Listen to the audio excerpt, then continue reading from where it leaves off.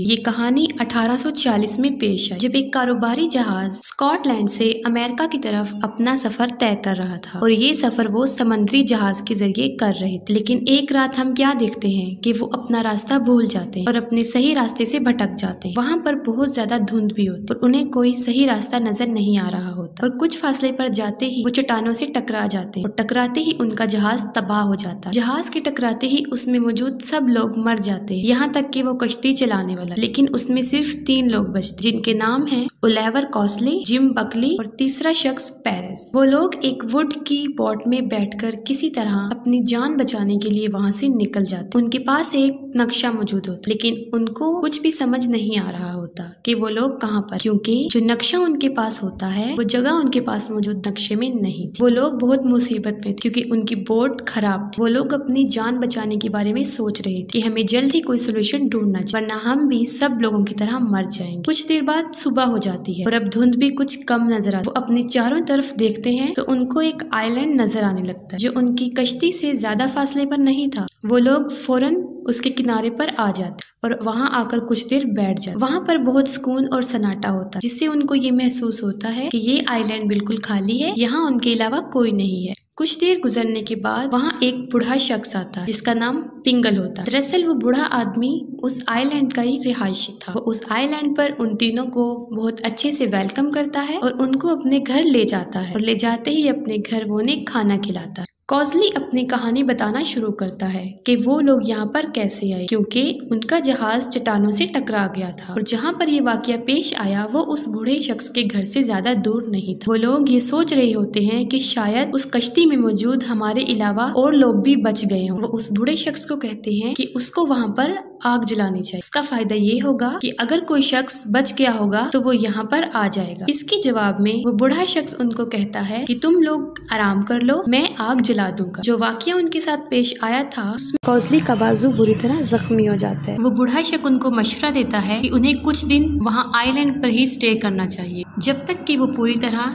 ठीक ना हो जाए, और इस मकसद के लिए वो उनको एक टकलस नामी आदमी के घर लेकर चले जाते हैं ताकि वहाँ पर उनका इलाज हो सके। लेकिन अजीब बात जो हमें देखने को नजर आई कि वो आइलैंड काफी बड़ा था और वहाँ पर तकरीबन 40 घर थे, और उससे भी अजीब बात ये थी कि वहाँ पर सिर्फ 4 लोग रहते थे। वो बूढ़ा शख्स पिंगल, उसकी बेटी कॉरिगन, वो डॉक्टर क्लेम डगलस और उसकी भतीजी लैम्पे। ये बात सुनने में काफी अजीब थी और वो लोग इसके बारे में पूछते हैं। इसके जवाब में डगलस उनको कहता है इसकी वजह ये है कि कुछ अरसा पहले ये आइलैंड बंजर हो गया था और रहने के काबिल ना रहा, जिसकी वजह से सब लोग वो जंगल छोड़कर चले गए। वो उन्हें बताता है कि हम 4 लोग भी यहाँ पर अपनी मर्जी से रुके और हम लोग यहीं पर रहेंगे क्योंकि हम यहाँ से जाना नहीं चाहते। फिर हम देखते हैं कि अगली रात बकली को कुछ अजीबोगरीब आवाजें सुनाई देती हैं और सब लोगों को उस आइलैंड के बारे में शक होने लगता है। उन्हें ख्याल आता है कि यहाँ पर कुछ तो गड़बड़ है जो वो 2 लोग इनसे छुपा रहे हैं, या कोई और बात भी है जो वो लोग इनसे छुपा रहे थे। उन्होंने ऐसा इसलिए सोचा क्योंकि जब लोग यहाँ पर आए उन्हें सब लोगों का रवैया अजीबोगरीब लगा, खासतौर पे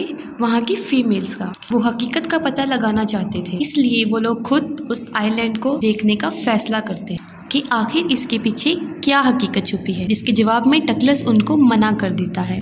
वो उन लोगों को मना करता है कि उनका वहाँ से निकलना किसी खतरे से खाली नहीं है क्योंकि आइलैंड पर अंधेरा जल्दी हो जाता है, और जैसा वो लोग सोच रहे हैं वैसा कुछ नहीं है। आइलैंड पर कुछ ऐसी बात नहीं है, और कहता है कि तुम्हारा फायदा इसी में है कि तुम यहाँ पर ही रहो। लेकिन उस बूढ़े शख्स की बातें बिल्कुल ठीक थी। उसने कहा था वहाँ पर कोई नहीं है, वहाँ पर सच में उन्हें कोई नहीं मिला और सारे घर खाली थे, मगर हकीकत तो ये है कि वो डेड आइलैंड था क्योंकि वहाँ पर ना कोई जानवर था और ना ही कोई इंसान। बकली को ये जगह मशकूक लगने लगी, और इस आइलैंड की सबसे अजीब बात ये थी कि वो किसी मैप में भी मौजूद नहीं था, जबकि वो उस लैंड के आसपास ही था, लेकिन फिर भी वो किसी नक्शे में नहीं पाया जाता। पेरिस और बकली इस आइलैंड का पता करवाने के लिए जाते हैं और वो लोग एक दूसरे से अलग हो जाते हैं ताकि वो सही हकीकत जान सके। बकली अपनी मंजिल पर उस मुकाम पर जल्दी वापस आ जाता है जहां वो दोनों मशवरा करते हैं कि हमें वापस यहाँ लौट कर आना है, लेकिन पेरिस वापस जल्दी नहीं आता क्योंकि पेरिस की आईसाइट कमजोर होती है और उसको वहाँ पर पाँव में मोच भी आ जाती है, जिसकी वजह से वो वहीं पर गुम हो जाता है।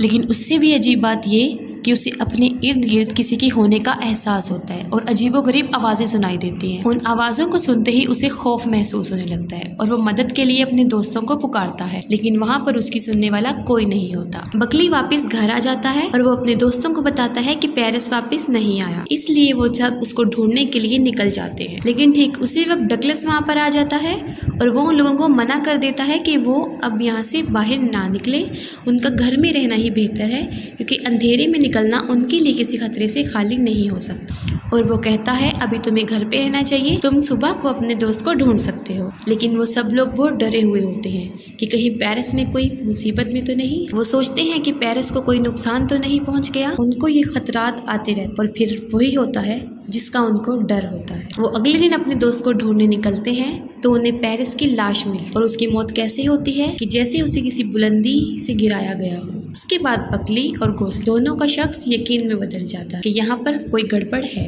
वो सोचते हैं या तो इस आइलैंड में कोई गड़बड़ है या वहाँ पर रहने वालों में। उन्हें उन चारों शख्स पर जो वहाँ पर रहते थे शक था, खास तौर पे वहाँ की औरतों पर, क्योंकि वो औरतों में होने वाले बदलाव को देख सकते थे कि अचानक से ही उनके फेस का कलर, उनकी आंखों का कलर चेंज होने लगता और वो औरतें इतनी अजीबोगरीब हो जाती और हरकतें करने लगती कि उनको बेड के साथ बांधना पड़ता। और उनमें से जो औरतों में से सबसे अजीब औरत थी वो कोरेगन थी। वो सबसे अजीब इसलिए थी क्योंकि उसकी हरकतें सबसे अजीब थी। वो रातों को जंगलों में घूमती रहती, वो अजीबोगरीब रिचुअल करती, आग के गिर्द घूमती रहती। और जब पेरिस गुम हो गया था तो वो औरतें अजीबोगरीब बन गई थी, मतलब उनके फेस का, उनकी आंखों का रंग चेंज हो गया था, जिससे ये जाहिर होता था कि या तो उन्होंने पेरिस पर हमला कर दिया था या उस पे जादू कर दिया था या उनको पता था कि पेरिस मर रहा है, लेकिन वो फिर भी अपने दोस्त की जान नहीं बचा सकते थे, उसके लिए कुछ नहीं कर। और हमें पेरिस जिस हालत में मिला वो मुर्दा था। इसके बाद हम देखते हैं कि हमें आइलैंड पर एक तीसरी औरत, उन दो औरतों के अलावा एक तीसरी औरत भी नजर आती है, लेकिन वो औरत उनको उस आइलैंड में आकर नजर नहीं आई, क्योंकि जब वो अपनी कश्ती में सवार थे उनको तब पहाड़ों पर रोशनी नजर आई। और जैसा कि आपको बताया गया था उस आइलैंड के बारे में कि वो किसी भी नक्शे में मौजूद था ही नहीं। इस पर कॉस्टली अपनी पेशन गोई शुरू करता है, जिसके पेश नजर वो वहाँ पर छानबीन करता है और इसके दौरान उसको वहाँ से एक डायरी मिलती है। उस डायरी में जहाजों का जिक्र किया होता है और उसमें लिखा होता है कि यहाँ पर जो लोग रह रहे हैं वो लोग पहले मौजूद नहीं थे। और उस डायरी में ये भी लिखा था कि उनसे पहले भी जो लोग इस आइलैंड पर आए वो यहाँ पर फंस गए और यहाँ से भी उनका निकलना नामुमकिन हो। वो दोनों दोस्त वहाँ से निकलने का, अपनी जान बचाने का सोच रहे होते हैं। और अच्छी बात उनके लिए ये थी कि उनकी बोट ज्यादा दूर नहीं। वो अपना सामान उठाते हैं और रात को ही उस आइलैंड को छोड़ने का फैसला करते हैं। लेकिन तब रात थी और धुंध बहुत ज्यादा थी और उनको रास्ता भी नजर नहीं आ रहा था। लेकिन उनके लिए बुरी बात ये थी कि उनको वहाँ पर अजीबोगरीब आवाजें सुनाई देना शुरू हो गई। उन्हें ऐसा महसूस हुआ उन आवाजों से कि जैसे उनके साथी मुसीबत में हैं और मदद के लिए पुकार रहे हैं। इन आवाजों को सुनकर वो अपने सेंसेस को खो देते हैं और पागल होने लगते हैं। और इस पागलपन के आलम में वो पानी में कूदने ही वाले होते हैं कि वहाँ पर वो बूढ़ा शख्स पिंगल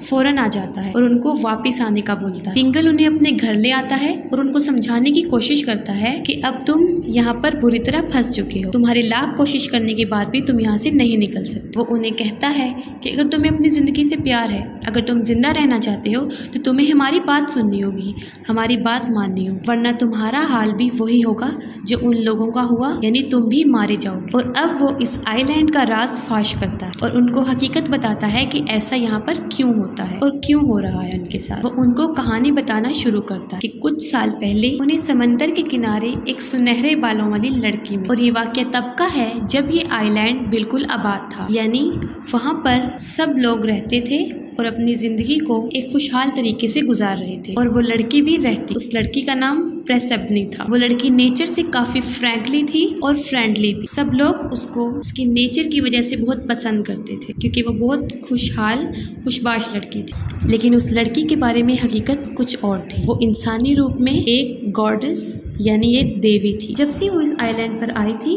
इस आइलैंड के हालात काफी अच्छे हो गए। वहाँ पर मौजूद खेतों की प्रोडक्शन काफी ज्यादा तादाद में बढ़ गई और हालात काफी अच्छे हो। इसकी वजह ये थी कि मैंने आपको बताया था कि ये फिल्म एक ग्रीक मैथोलॉजी है। ये कहानी एक ग्रीक मैथोलॉजी है और ग्रीक मैथोलॉजी के हिसाब से वो लड़की एक द गॉडेस ऑफ हार्वेस्ट कहा जाता है और इसके बाप का नाम ज़्यूस है और हेडेस पूरी दुनिया का देवता था। वो अपनी बेटी को उस आइलैंड पर ले गए और फिर उसके बाद वो वहाँ की ग्रीक बन गई। जब रिबनी वहाँ से चली गई तो उस आइलैंड के काफी बुरे हालात हुए। वहाँ के खेत उजड़ गए और लोग भूख से मरने लगे। हकीकत में वो लड़की इस आइलैंड पर एक आम इंसान की तरह जिंदगी गुजारने आई, लेकिन इस आइलैंड की कहानी का किसी को आज तक पता नहीं चला। रिबनी बहुत खूबसूरत, हर मर्द उसकी तरफ अट्रैक्ट हो जाता है। एक दिन का वाक्य है कि एक मर्द शराब की हालत में इसके साथ बदतमीजी करने की कोशिश करता है और इसके दौरान वो उस लड़की को जान से मार देता है। इसका मतलब हरगिज ये नहीं कि वो लड़की पावरफुल नहीं थी या वो उसका मुकाबला नहीं कर सकती, क्योंकि उस वक्त वो एक इंसानी रूप में थी, इसीलिए अपनी प्रोटेक्शन के लिए वो कुछ नहीं कर सकती। लेकिन उसके मरते ही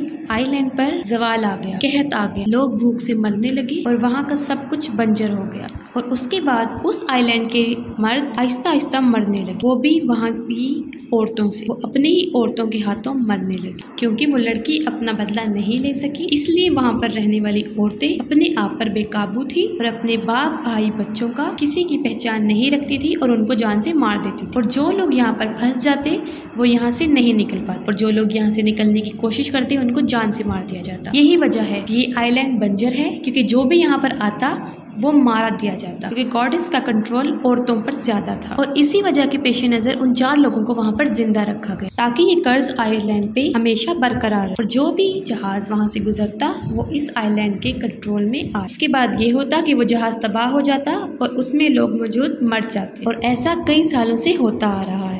यानी उनके लिए यहाँ से निकलना नामुमकिन हो गया और अपनी सारी जिंदगी इस आइलैंड पर ही कैद की तरह गुजारनी पड़ी। और यकीनन कोई भी शख्स ऐसी कैद की जिंदगी को पसंद नहीं करता। वो बूढ़ा शख्स उन्हें इस आइलैंड की सारी हकीकत बताता है, जिसको सुन के वो काफी शॉक्ड हो जाते, लेकिन वो फिर भी वहाँ रहने को तैयार नहीं होते। और तब उन्हें पता चलता है कि उनका दोस्त भी उन औरतों के वश में आ गया था। इसके बाद बूढ़ा शख्स उन दोनों की हेल्प करता है वहाँ से निकलने की। वो उन औरतों को बांध देता है ताकि वो उसके ऊपर अपना जादू न, लेकिन ये कर्ज इतना पावरफुल था कि गोसली भी वहाँ से नहीं निकल पाता और उस पर भी जादू का असर हो गया था और वो भी पानी में डूब जाता है और मर जाता है। इसके बाद जो आइलैंड की औरतें थी वो इस सारे मामला से तंग आ चुकी थी और वो खुद को मार देती हैं, जिससे प्रिसिबनी यानी उस लड़की की पावर उस आइलैंड पे कम हो जाए। और किसी को आज तक ये पता नहीं चला कि गोसली को समंदर में जिंदा पाया गया या नहीं। और इसी तरह वो आइलैंड